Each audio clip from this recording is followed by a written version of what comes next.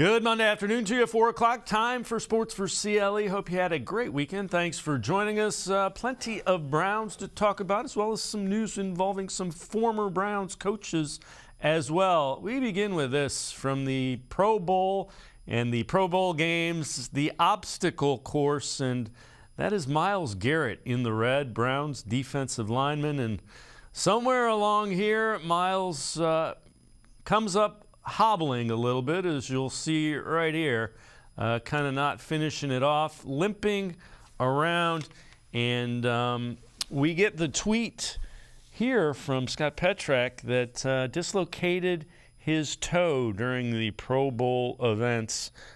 Should be fine, but again, dislocates his toe, and last thing in the world you want to see is somebody that's a all-pro kind of hobbling around in the Pro Bowl games. Let's welcome in Scott Petrak, Browns beat reporter, Elyria Chronicle Telegram, as well as Brown Zone. Scott, we were kind of talking a little bit before we went on air. I'm kind of done with the Pro Bowl. It wasn't any good when they were playing it as a game, flag football. There are things in guys' contracts that are stars in the league that prohibit them from playing pickup basketball and doing those kind of things. Just make it like the college football All-American. They have that awards dinner, give them a nice little trophy, pat them on the back, say great season. Yeah, I hear what you're saying, Dave. I mean, I didn't watch much of it. You know, I would tune in because there's Browns there, and I kind of feel obligated. You know, and I've always been a guy that likes obstacle courses, you know, back from a kid when they used to have, like, the Superstars competitions and things. But I hear what you're saying, and if you're an average fan, I don't know what's attracting you to these Pro Bowl events. You know, you get to see guys hit long drives, okay, and dodgeball. There's just not a ton there. I get why the NFL's doing it. I think they're trying to be creative to give people a reason. But I get your point. And, you know, you can get hurt doing anything. You know, these guys work out 11 months a year. But you don't want to see it happen when you're doing something silly and then something kind of sanctioned by the league. Yeah, and again, I get it. You can get hurt doing anything. I agree with you, but I think the Pro Bowl, and you can put that NBA All-Star game where you and I could defend better than the guys are putting the effort in. All right, along those lines, let's head to the voicemail of Truth and Reason. Hello, this is John Johnson, Uncle John. I just got done watching the Pro Bowl. I agree that the injury protocol for the Pro Bowl to be taken down to flag football, but they left out the interior defense and interior offensive linemen. So why couldn't they just have them play in helmets and shorts and put somebody around to make the game a little bit more interesting and the players' opportunity to be in the Pro Bowl? You left out the interior linemen, defensive linemen and offensive linemen. Thank you for your time. I'll be watching your show. Go Browns. All right, again, as always, appreciate all the voicemails. Again, it's done. Move on. Yeah, I mean, that's why they had the thing where the linemen take off the weights and then they pull the big bar with the chain gang. That's why they had Joe Bitonio catching punts on Thursday night. I think it was Thursday. It's because they wanted to give the linemen something to do, because it just doesn't make sense if you're playing flag football. You know, the caller talked about just standing there and pushing each other around. That's what they did in the Pro Bowl, right? And then they decided that was too much, and it wasn't, not even really too much. Nobody had fun watching it because you knew there was going to be no contact. So there's no place for linemen in flag football. They tried to incorporate them in some of the other events. You know, and Joe Bitonio looked like he was having fun. Myles Garrett looked like he was having fun until, you know, he dislocated the toe. But I'm with you, Dave. Like, I just don't know if the enjoyment is big enough to kind of balance the fact that it's this big thing and it's this big plan and everybody goes to Vegas. It just seems much ado about nothing. Yeah, you know, and again, it usually happens in the week before the Super Bowl, so I get it. There's that dead spot, but again, have them all get together at an ESPYs type event that the NFL puts on and give them awards and do that, and you'll get the same amount of traction with it, I think. This is also kind of interesting. So Jeremy Fowler tweets this out. Earlier or late last week, we heard Joe Woods was interviewing to be the defensive coordinator for the New Orleans Saints. Well, it appears that Joe Woods will be the new defensive coordinator for the New Orleans Saints. They expect to make that official. I would say he's kind of the DC that's not calling the plays because Dennis Allen is a defensive coach. They want him because he's a really good secondary coach is the reason the Saints want him. Yeah, it's good for Joe that he gets to keep that title. It's a little step down as far as responsibility. It's Allen's system, right? I mean, he was running the defense there when Sean Payton was the head coach. Allen's going to call plays, at least that's the reports out of New Orleans. But Woods gets to keep the title. His expertise is the secondary, so I'm sure he'll spend a lot of time doing that. And they coached together, Woods and Allen, for a year. I think it was 2014. Allen was coach of the Raiders, and Woods spent a lot of time with Minnesota, but there was 1 year that he spent with Oakland. And again, it just didn't work out here. He by all accounts seemed like a pretty decent guy, so good for him. This is from your mailbag. I know you've addressed this. How do you think Andrew Berry fixes the roster with so much money going to Deshaun Watson? It's not easy. We've talked about the salary cap and whether it's real or not, but it's real to a certain extent. And that means if you had $40 million plus tied up in a quarterback, it makes it harder to have a well-rounded roster. It just does. And in the mailbag, I point out, the Bills GM, Brandon Beane, when they lost to the Bengals, said, hey, the Bengals have a kind of more all-around roster because Joe Burrow and Jamar Chase are on rookie deals. Meanwhile, Josh Allen and Stephon Diggs are getting paid a ton of money in Buffalo. So that does affect depth. I think it affects whether or not you can address every position on the roster. So Andrew Berry then, because he decided to spend all the money and draft picks on Deshaun Watson, has to be better. And it means you can't miss on draft picks. It means you can't miss on free agents. You have to sign the right guys, and they can't disappoint, right? And we've seen that happen, Austin Hooper. The Browns wasted money on Austin Hooper. He was a big draft pick. We could argue whether or not they wasted money on John Johnson III, who might get cut this year instead of coming back for his third season. So you have to hit more when you have so many resources tied up in your quarterback. And in addition to that, I think you have to be judicious in where you dedicate those resources. For example, do you spend money on D tackle versus linebacker? Do you spend a lot of money on safety versus corner? Like, you have to make those decisions because you just don't have the money to spend big at every spot. The other thing is the second, third, fourth, fifth round picks, they have to be guys that can be productive. They don't necessarily have to start, but they have to be rotational pieces. And I love what Andrew Berry's done. That's been a problem. No, it's exactly right. And because you do need some guys to contribute on the rookie contracts, right? And on the cheap rookie contracts. And that's, starting the second round and on down. And you're right. I mean, if Anthony Schwartz, the receiver, had been better in his first 2 years, we might not be talking about the Browns needing to go draft or sign a speed receiver. If Tommy Togiai and Jordan Elliott and even Perrion Winfrey were better at D tackle, then you're not talking about maybe the Browns needing to go find 2 starting D tackles. And it goes on down the line, right? So, yeah, that's huge. You have to hit on those picks because not only do you need them from a salary structure, but you have at least fewer high-end picks because you gave so many away in the Deshaun Watson trade. I agree with you wholeheartedly. All right, again, this is another one from your mailbag I thought was really interesting. So, with more pressure to win this season, because there is going to be more pressure to win on everybody there, do you think the Browns adjust their age guardrails when drafting so that they can find a guy that's ready to contribute?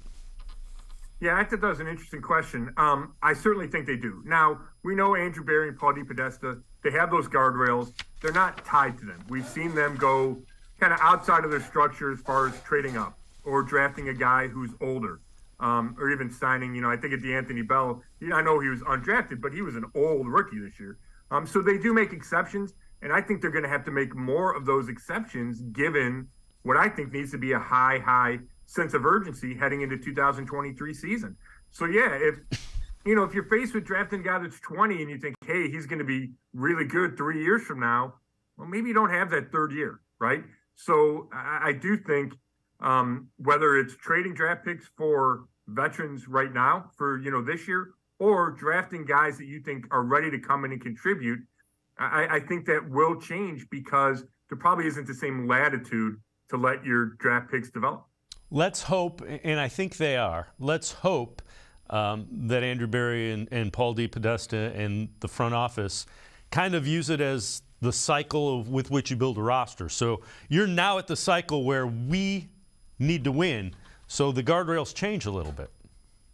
Yeah, I think that's a good point. Now, I think ideally, you would have won more last year, so the pressure wouldn't be there, and you can still take this big picture and short, kind of long-term and short-term views. Andrew Berry talks about that as a GM. You have to balance both. But I think the clock or the calendar changed because of back-to-back disappointing non-playoff season. I agree with you wholeheartedly. Scott Petrak from the Elyria Chronicle Telegram, as well as BrownZone.com, and I going to step aside, take a quick time out. Other side of the break, we'll head back to the voicemail of Truth and Reason. Take a look at the Browns roster graphically. It'll show a couple of things. Sports for CLE. We'll be right back. Stay with us. Come back to go forward. Back to learning new things. Back to pursuing your dreams.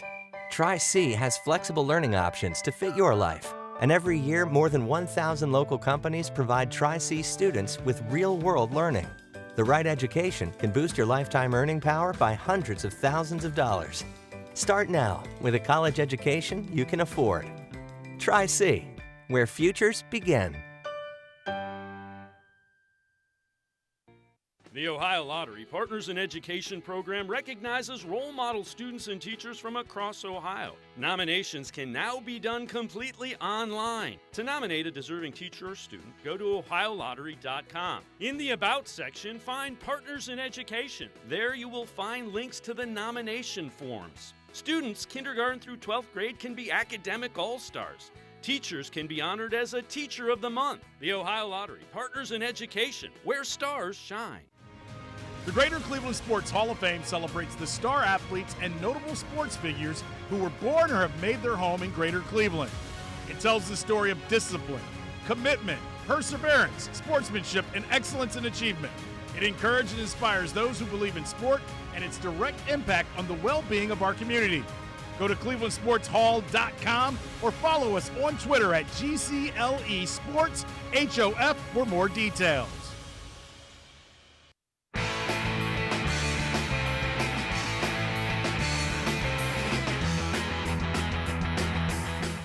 We continue talking Browns with Scott Petrak from the Elyria Chronicle Telegram, as well as BrownZone.com. Let's head back to the voicemail of Truth and Reason. Hey, I just have a question/comment, I guess. I'm just curious. What do you think the Browns need the most, defensive tackle or wide receiver? Because I feel like every show I watch and all these mock drafts, it's like it makes it seem like Cleveland's in dire need of a wide receiver. I mean, we've got DPJ, we've got Coop. Bell's going to get better with a full season with our full-time quarterback. And I feel like if they really just wanted to save a little extra money this year for the cap, why not just keep trying to see what Schwartz has got, let him run his contract out and see what he's about instead of just wasting that time. So I feel like defense is the most priority. What do you think? Go Browns. Scott, I will let you answer that one first. Yeah, I think defensive tackle is a priority over receiver, and I would probably throw defensive end in there ahead of receiver as well. Now, I get it. I think the Browns need a speed element at receiver. I think you want to upgrade around Deshaun Watson so he's as effective as possible, right? You don't want to just spend all the money and resources on him and not give him support. Having said that, I think the Browns have pieces like the caller mentioned. Amari Cooper's really good. Donovan Peoples-Jones took a step up this year. I'm not sure if the future David Bell or Anthony Schwartz or Michael Woods. David Njoku's good. You got a good offensive line. You got Nick Chubb. You expect Deshaun Watson to elevate guys around him. So I don't think the Browns will ignore receiver, but I certainly think the biggest splash should be made at defensive tackle. Yeah, I would agree. I'd agree with you wholeheartedly. And it's not that they need a wide receiver. They need somebody that can threaten a defense both horizontally and vertically. Someone with speed. Get them out in the open field and let a 3-yard completion turn into a 12, 15-yard gain. That's the element that they don't really have on offense. I agree. It's the speed in the short range and the deep part of the field, right? Can stretch the defense in both levels? Now, it's an interesting argument because you look at, Kansas City, and I know Patrick Mahomes is the best in the league, but outside of Travis Kelce, they don't have any big time wideouts. Yet Patrick Mahomes raises the level of everybody and they win. But then you look at Cincinnati, and Joe Burrow's got, the best receiving core there is. So you can do it both ways. But since Kansas City is, a little bit like Buffalo and the Browns, that when you're paying your quarterback so much money, you have to cut back some places, and that could be the receiver spot. All right, let's take a look at the roster. This is from Jack Duff and Orange and Brown Report. Kind of breaks it down. That first column is locks, then bubble, unlikely free agents. So it's green are locks, bubble is yellow, unlikely is red. And when you look at that, Cooper, DPJ, Bell, locks, that's a pretty good receiving core. And you look at the defensive tackles, and you got Perrion Winfrey as a lock. He played well late in the year, and I'm certain they're going to give him extra time. Elliott and Togiai kind of underperformed. You look at the edges, you got Garrett and Wright, another young guy. Thomas is intriguing. But when you look at it in those terms, boy, do they need a lot of defensive tackle and defensive line help. You need guys that can play. You do, and you need three starters, I would argue, unless you think Winfrey or Elliott can turn into one. But that feels like a stretch, at least given what we saw last year. You need another end opposite Myles Garrett. You need probably two D tackles. That's a lot. That's going to be the biggest area to address, and especially when you couple it with bringing in Jim Schwartz as your defensive coordinator. We've talked about this, Dave. He builds his defenses around that front four, and he needs the front four to be good and to get home, rushing the quarterback, and to stop the run, right? And the Browns, outside of Myles Garrett, didn't really do either last year. So that's why it feels so important. And going back to the caller's question, that's where the most of my attention will be. Not that you don't need to get better on offense, you do, but it's got to start with that front four. Yeah. And again, your mailbag, someone asked you, do you think Jim Schwartz has guarantees some sort he can choose who he wants on the defensive roster?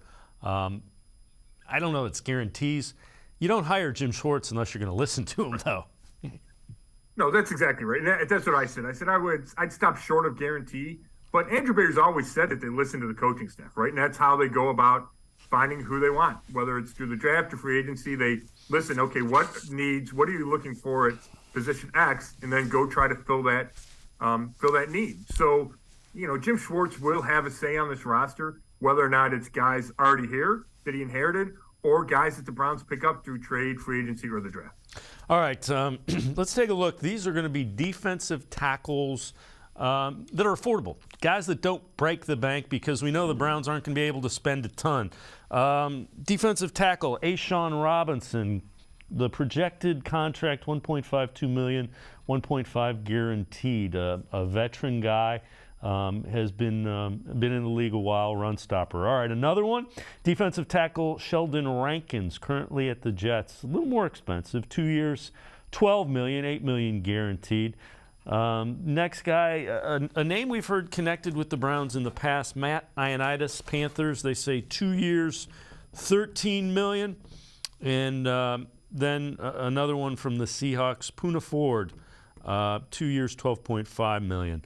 Who are some of the defensive tackles that you think we should listen out for that could very well be guys the Browns go out and bring in? Yeah, it's interesting, Dave. I mean, there's a long list when you look at the top, free agents available. To me, first you got to determine, do the Browns kind of break the bank for one free agent? And if they do, is it a D tackle? Whether that's Javon Hargrave from the Eagles, who Jim Schwartz spent a year with in Philly. He started his career at Pittsburgh, so he knows the AFC North. He's going to play in the Super Bowl. He's going to turn 30, I think, tomorrow, but had 11 sacks this year. But he's 30, so maybe you can get him a short-term deal, but it'll be expensive. I kind of like that idea. If you can free up enough salary cap space. Deron Payne is a younger, D tackle, had 11 and a half sacks this year.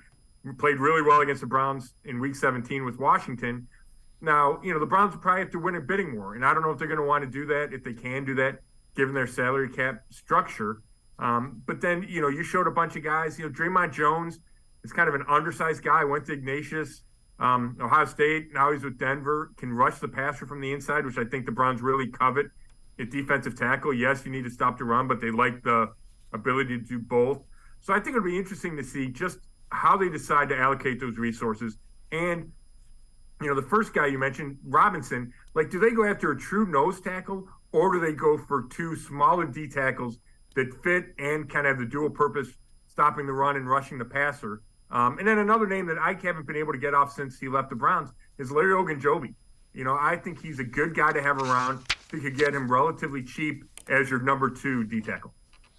Scott Petrick and I are going to step aside, take another time out. We'll head back to the voicemail of Truth and Reason, talk a little offense for the Browns. Sports4CLE will be right back. Stay with us. Come back to go forward. Back to learning new things. Back to pursuing your dreams. Tri-C has flexible learning options to fit your life. And every year, more than 1,000 local companies provide Tri-C students with real-world learning. The right education can boost your lifetime earning power by hundreds of thousands of dollars. Start now with a college education you can afford. Tri-C, where futures begin. The Ohio Lottery Partners in Education program recognizes role model students and teachers from across Ohio. Nominations can now be done completely online. To nominate a deserving teacher or student, go to ohiolottery.com. In the About section, find Partners in Education. There you will find links to the nomination forms. Students kindergarten through 12th grade can be academic all-stars. Teachers can be honored as a Teacher of the Month. The Ohio Lottery Partners in Education, where stars shine. The Greater Cleveland Sports Hall of Fame celebrates the star athletes and notable sports figures who were born or have made their home in Greater Cleveland. It tells the story of discipline, commitment, perseverance, sportsmanship, and excellence in achievement. It encourages and inspires those who believe in sport and its direct impact on the well-being of our community. Go to clevelandsportshall.com or follow us on Twitter at GCLE Sports HOF for more details.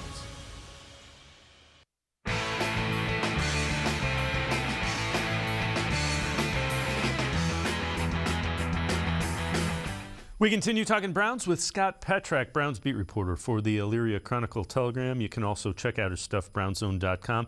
Let's head back to the voicemail of Truth and Reason.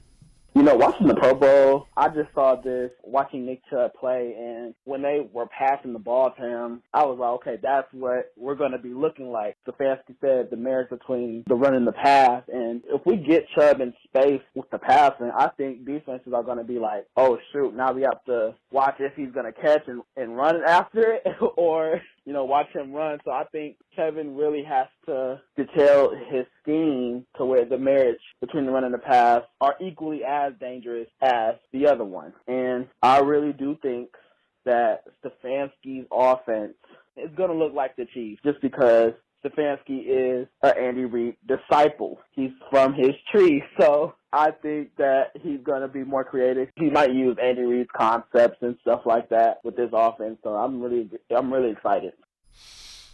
As always, appreciate all of the voicemails. Scott, I think Nick Chubb can catch the ball out of the backfield. Because they had Kareem Hunt, they never really used him in that role. I like the idea. Yeah, it's interesting. I don't think Nick's such a great runner. He's not as good a receiver. He's just not. It doesn't seem natural. What you watch him in the games, you watch him in practice. Not that he's bad at it. He doesn't drop a lot of balls. It just doesn't feel really natural. When I thought Kareem, it did. Now that doesn't mean they can't do it, but I don't think. And we've seen him on screens, right? You get him the ball in open space, and he can really make big plays. I just don't think the Browns are going to rely on him as that third down back because that's a time where they can give him some breathers, right? He's going to be your workhorse. So on third down, you put somebody else in the game, let them protect the quarterback, pick up the blitz, let them be your outlet receiver. Now, yeah, you can see him catch a few more balls, but I don't think that's ever going to be the main thing Nick does. And it's interesting. The guy mentioned Stefanski from the Reed tree, and Mike Tomlin said that this year, and I asked Kevin about it, and he's like, yeah, kind of, but, it's through Brad Childress, and he doesn't really feel like he's a branch of necessarily the Reed tree. He just says he wants to be somebody's tree. The thing that I think it was Tony Grossi who tweeted that the offense will be very similar to what you see with Jalen Hurts and the Eagles.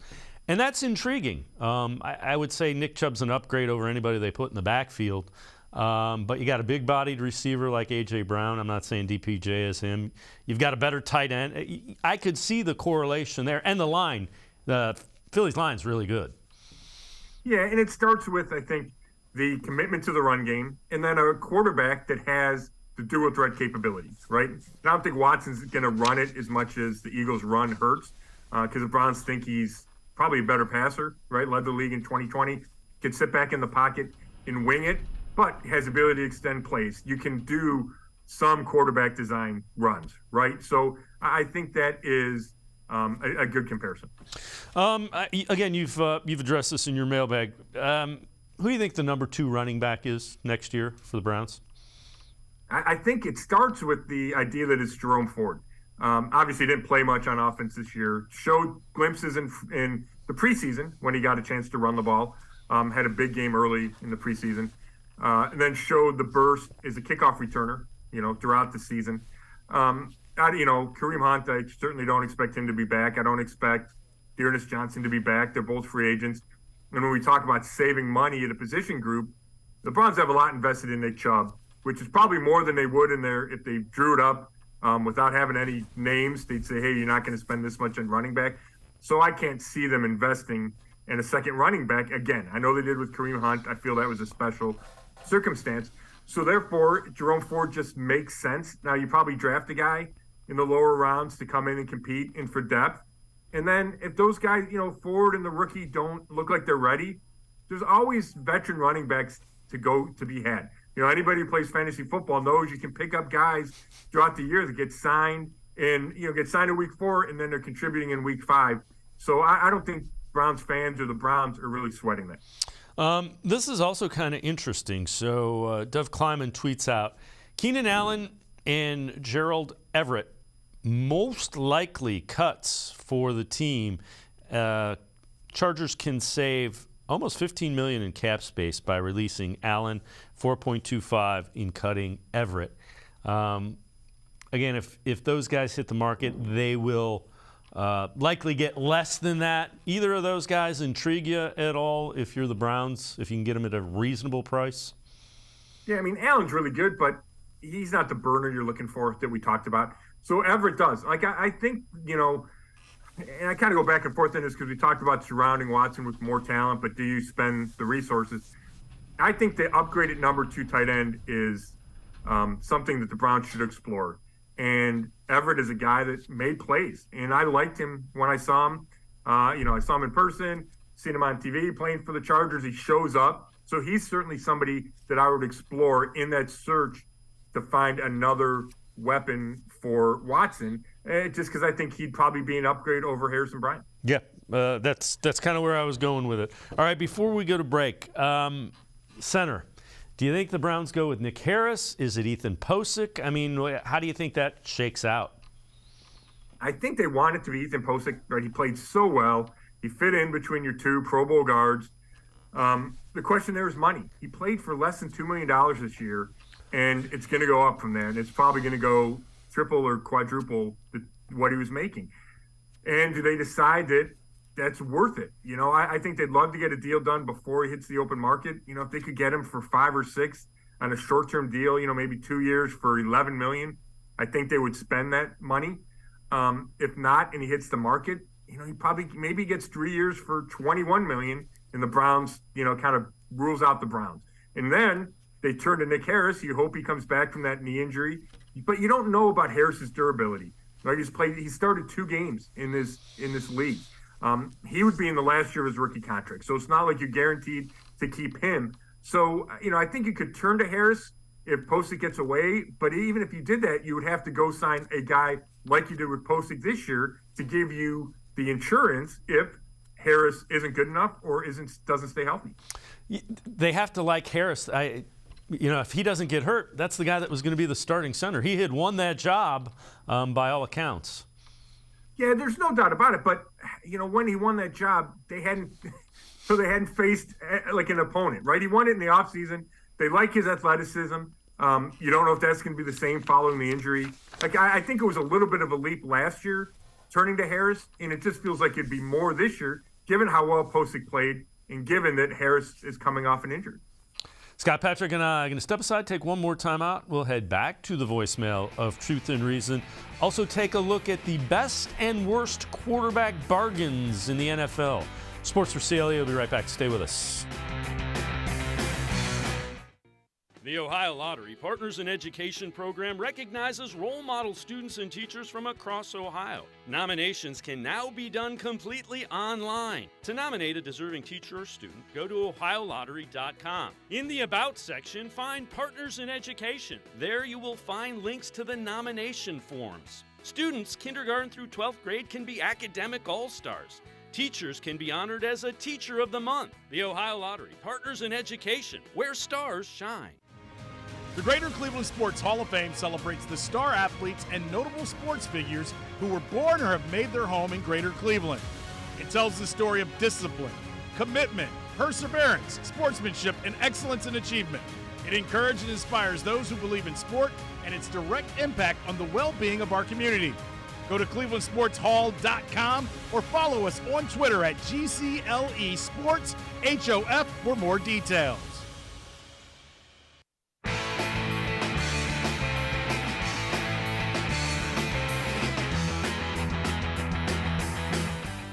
We continue talking Browns with Scott Petrick, Browns beat reporter from the Elyria Chronicle Telegram as well as brownzone.com. Let's head back to the voicemail of Truth and Reason. Yes, this is Randall McKissack, lifelong Browns fan, frequent caller. My question is regarding Deshaun Watson's mental state. Those last 6 games, he just didn't seem to have everything together. I don't know if it's rust or timing, but I'm wondering, is he traumatized from what he had to go through? Is that still having a lingering effect? Do you think once he gets through the final trial in March, that once he gets that behind him, can he now focus on football? Do you think he'll play better? You just feel a little not really totally together when you got something like that hanging over you. I like to hear you guys' thoughts. Thanks. Bye. As always, appreciate all the voicemails. Scott, I don't know about you. I think it was more just new system, new teammates, didn't play in, 700 some days. I'm sure, I don't know, traumatized, but I think it's more a factor of new system, hadn't ever done it at game speed before, and two-year layoff. Well, that's certainly what the Browns needed to be, Dave, right? They needed to be about football and him getting past the time away from the game and not being at full speed. But I think the caller, it's a really interesting point. I struggle with how to talk about it. Was he traumatized when, by most accounts, he was the one doing the traumatizing, right? Having said that, I do think it's reasonable to think that it took some kind of toll on him. And it, if not distracted him, at least affected him, right?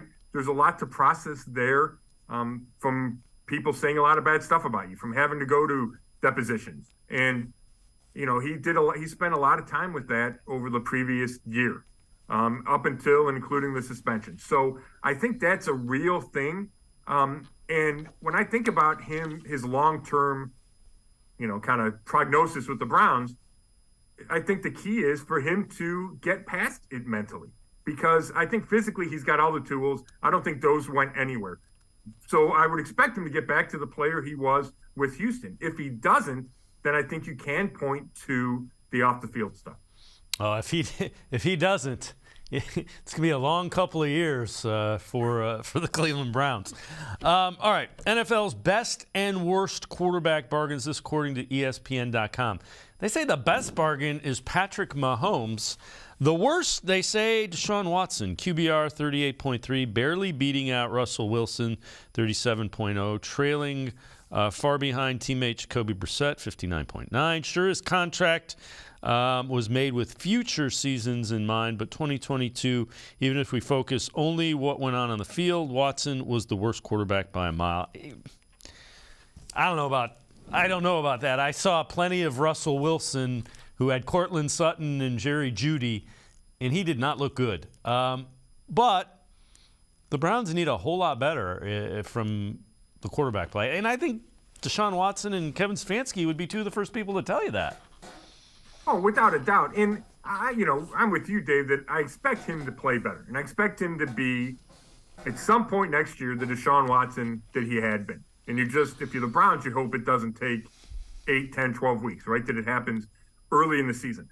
But that is the reality, that he played poorly for the 6 games. And there's a bunch of extenuating circumstances. The return in Houston, the rust, the 700 days, the weather, when they played the Saints, Pittsburgh's defense. But he didn't play great, right? It was only flashes that you saw.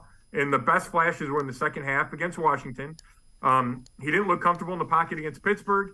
I think that was kind of a theme throughout his 6 games. He didn't look really comfortable in the pocket, and he's going to have to figure that out. And that's probably just the fact that he hadn't played in a long time against a real rush.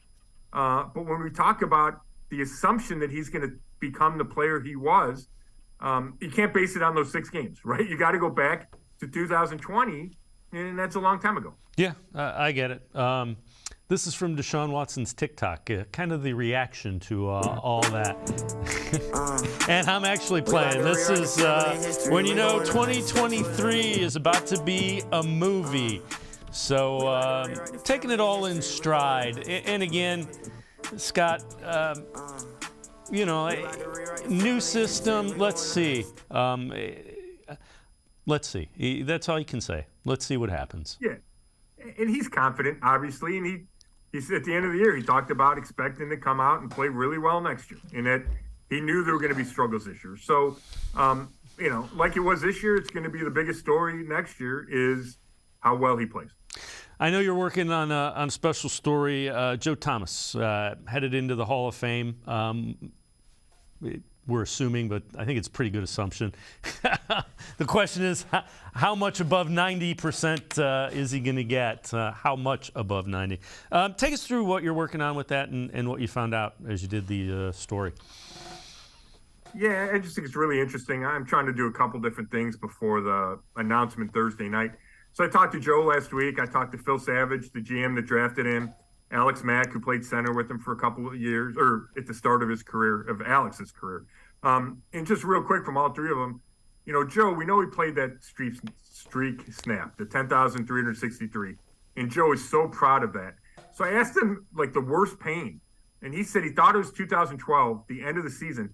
He said he had back spasms for 4 straight weeks at the end of the season, where he couldn't tie his shoes. He had double back braces. He went through all these things just to be able to play. And if you've ever had back spasms, they're awful. And you can't. I've tried to play golf, and you can't play golf. And he's playing football for a month. Is amazing. His knee was so bad that he couldn't even stand to watch practice. He would go to the trainer's room and take pain medication to talk to the media for 10 minutes. So he could stand up to talk to the media for 10 minutes. His knee hurt that bad. Savage just said it was a logical pick. He didn't know he was going to be a Hall of Famer. He said, well, if he's bad at left tackle, we can play him at right tackle. We can play him at guard. He's going to play somewhere.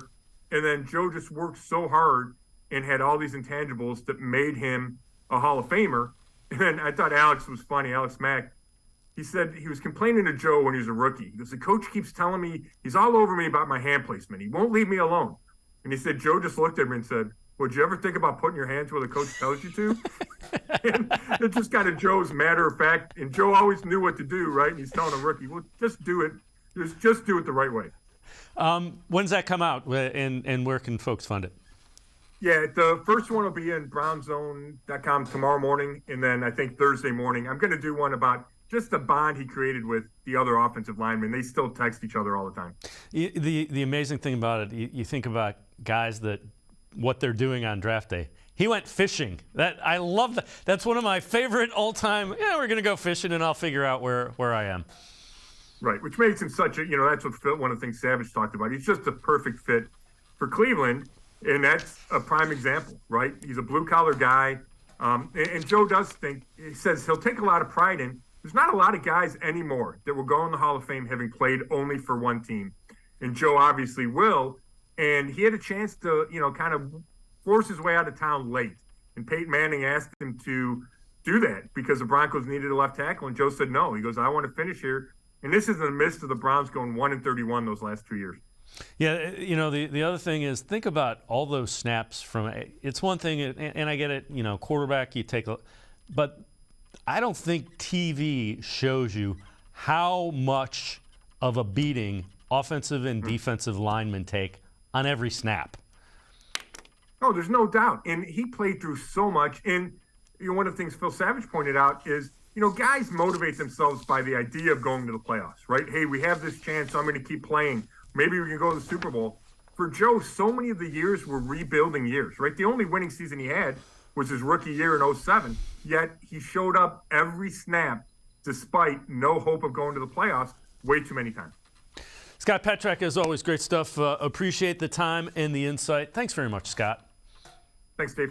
Scott Petrak, make sure you check him out, Elyria Chronicle Telegram, as well as BrownsZone.com. We're going to step aside, take a quick time out. We continue talking Browns. Ashley Bastock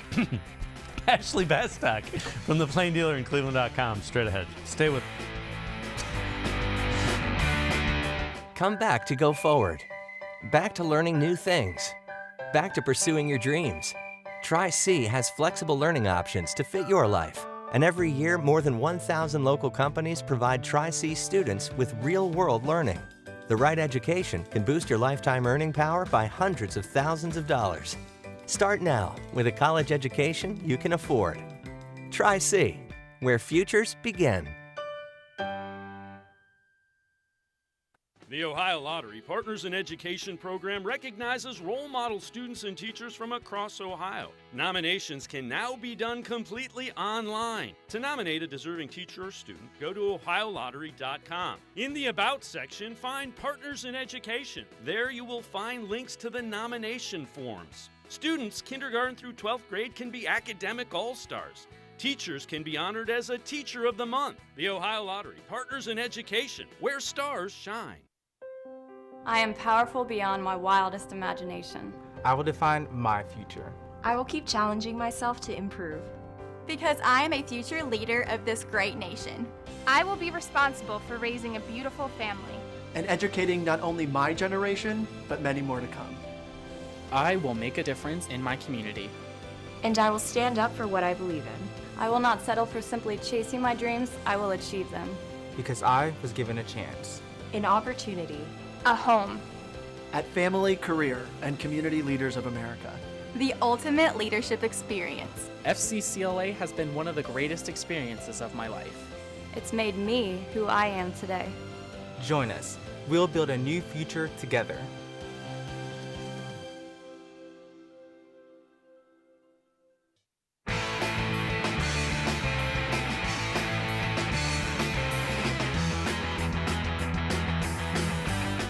We continue talking Browns here on Sports4CLE. Let's head back to the voicemail of Truth and Reason. Hi, guys. I love your show. This is Danielle calling in, lifelong Cleveland Browns fan. I just hopefully hope everything gets worked out this year and there's no more distractions, no more excuses. Been a lifelong fan since 72. So I'd just like to see a division win. Let's start off with the division. No Super Bowl talk, nothing like that. Just focus game to game and let's win our division first and go from there. All right. Love you guys. Whoop, whoop. Go Brownies. As always, appreciate all of the voicemails. Let's welcome in Ashley Bastock, Browns beat reporter for the Plain Dealer, cleveland.com. Ashley, a nice, boring offseason would probably suit Andrew Berry and Kevin Stefanski pretty well. You had 2 years of COVID and then Deshaun Watson. So Kevin Stefanski doesn't know what normal is in terms of an offseason.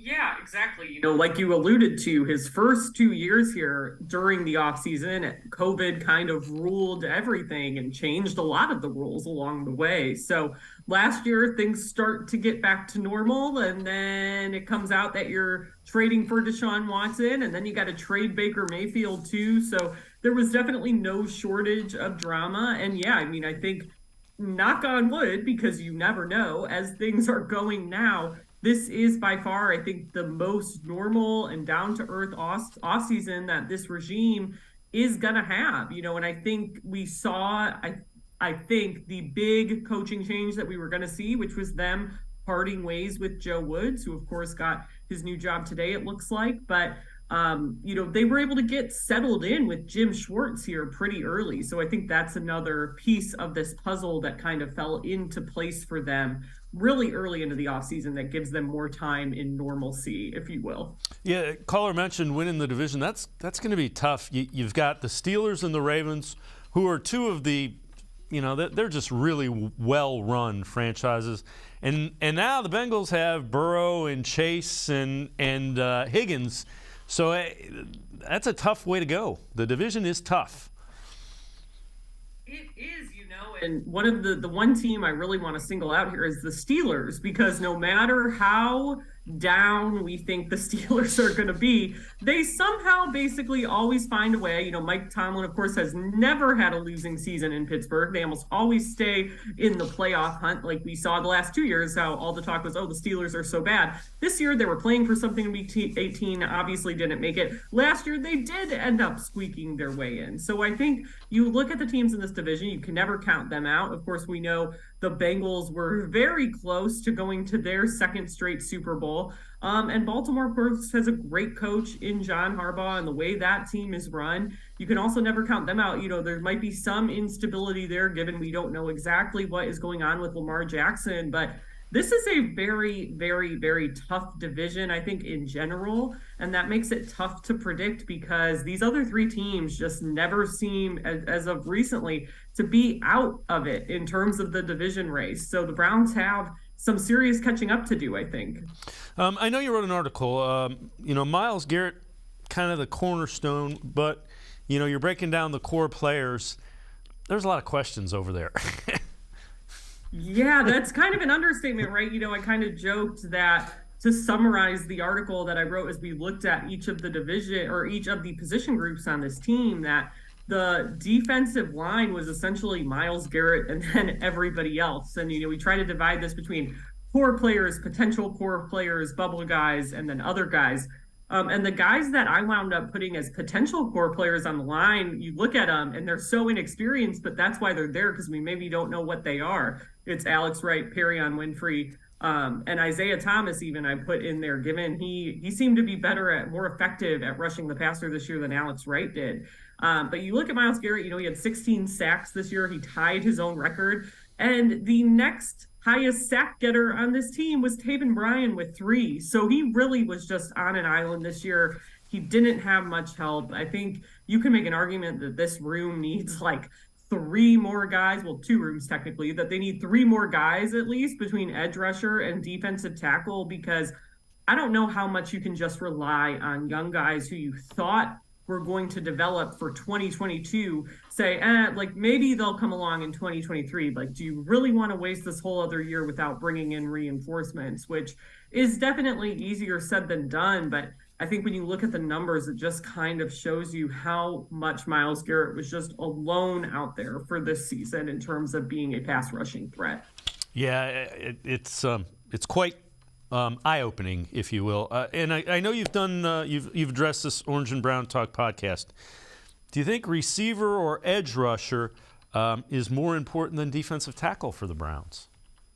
Boy, I'll say this was such a fun discussion to have, and I think it kind of goes to show you how much the Browns really need help at all 3 spots, because we could all feasibly make an argument that, hey, receiver should be the most important thing. No, edge rusher should be. No, defensive tackle should be. For me, I am still not ready to stray from defensive tackle. I think the numbers, and I made this argument on the podcast, I was very much like, I don't think anything usurps this right now. The numbers were just so bad. I think Taven Bryan was ranked 72nd in the league amongst all qualifying players who played at least 20% of their team snaps in terms of his defensive grade on PFF. And everyone else, Jordan Elliott, Perrion Winfrey, Tommy Togiai, they were ranked around 130. It just wasn't getting the job done. Those grades were so low. I think they know they need help at this point, that these guys didn't make a huge jump.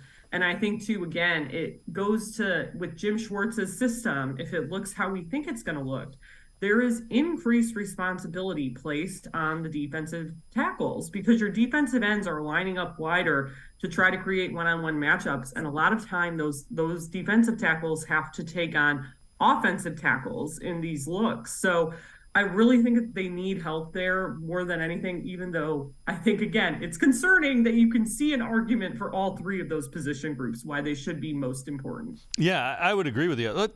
We showed this chart earlier, and it's similar to what you were talking about as far as core groups.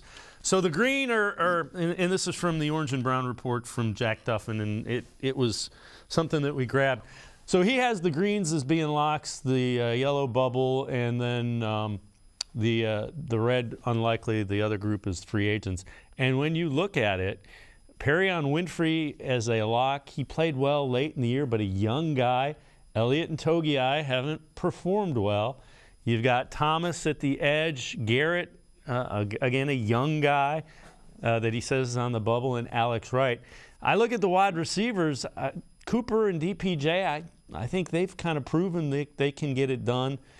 I'm intrigued by Bell, but I think that graphically shows you, and even the linebackers, JOK and Tony Fields are young and kind of undersized. They run a lot, but you better have defensive tackles that can keep them free. Yeah, and especially with the kinds of linebackers they've gone after. If you make those defensive tackle, if you make that defensive tackle group more productive, stronger up front, it kind of frees up those guys like JOK. And like, I know we've always joked Tony Fields is kind of like JOK light with a lot of his athleticism that he brings. They're very similar players. I think everyone knows JOK is a bit more athletic and maybe does those things better, but they're very similar in style. And I think if you shore up that defensive tackle spot, they're going to take on a lot of that responsibility with getting to those tackles at the first chance they can get, with stopping the run earlier. It won't be as porous. And then in turn, you don't have those guys having to worry about backing up your defensive tackles because you think they're going to get beat. They can kind of be free to move a little bit more and do what they're good at. So I think it's all kind of connected. And I think, like, I wouldn't be surprised to see JOK, the pieces come together for him. We thought that was going to happen last year, but I think you could really kind of see it with Sione Takitaki instead. I think he might have a year like that just because I really think the way the front of this defense is going to work is going to be a lot more efficient under Jim Schwartz. And if the Browns go get the help that they need up front there. Yeah, that's exactly what I was thinking in terms of JOK as well. Ashley Bostock from the Planet cleveland.com and I are going to step aside, take a quick timeout. Other side of the break, we'll take a look at some free agent edge rushers and safeties that might be affordable for the Browns. Sports for CLE will be right back. Stay with us. Come back to go forward. Back to learning new things. Back to pursuing your dreams. Tri-C has flexible learning options to fit your life. And every year, more than 1,000 local companies provide Tri-C students with real-world learning. The right education can boost your lifetime earning power by hundreds of thousands of dollars. Start now with a college education you can afford. Tri-C, where futures begin.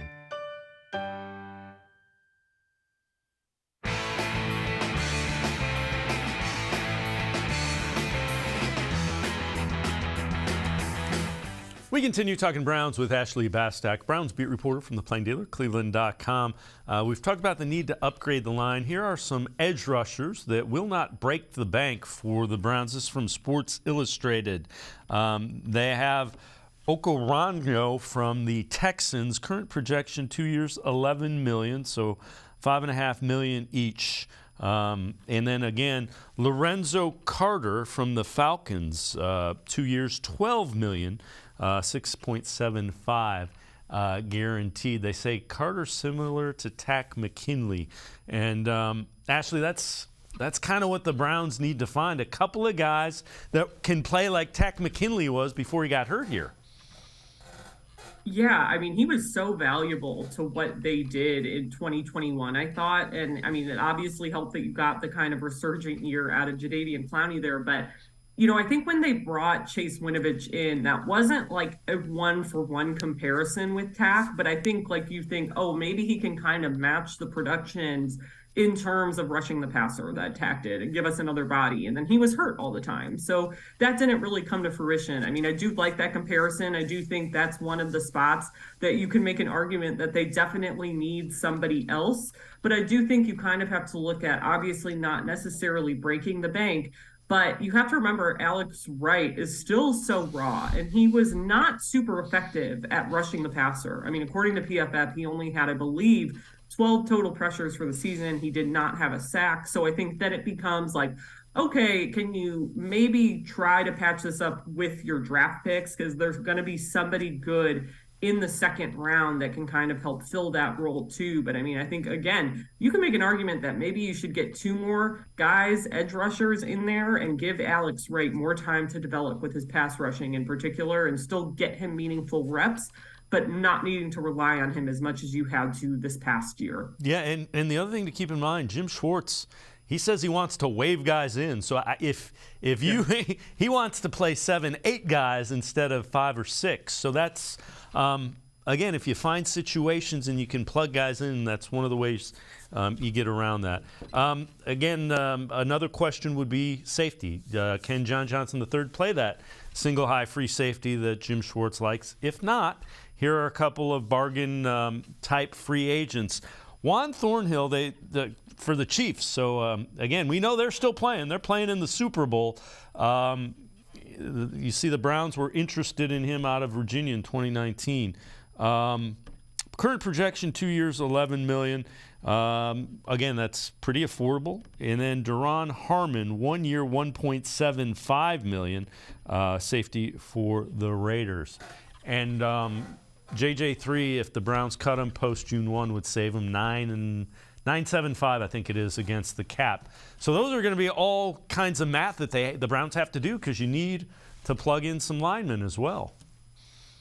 It is, and I kind of agree with my colleague, Mary Kay Cabot. We've been talking a lot about this lately, and is JJ3 going to be around? And the more we get into this and the more you kind of realize what the money situation becomes after June 1st, it's like maybe his best shot to be around would be if Jim Schwartz went into that room and essentially pounded the table for him and said, hey, this is the guy I need to be my free safety because X, Y, and Z, and I don't think Joe Woods was using him correctly, which I think maybe there is an argument to be made for, but I think it's really hard to justify keeping him around because the production hasn't been what you needed it to be. And I think some things do need to change. Now, Harmon, I think, is an interesting name given, as that article said, his reputation as a leader, because I do think JJ3 is one of the more vocal guys the Browns have had on this defense. He was, of course, one of their green sticker guys as well. He's done that before and gotten the calls in from the sideline to communicate that through the entire defense. So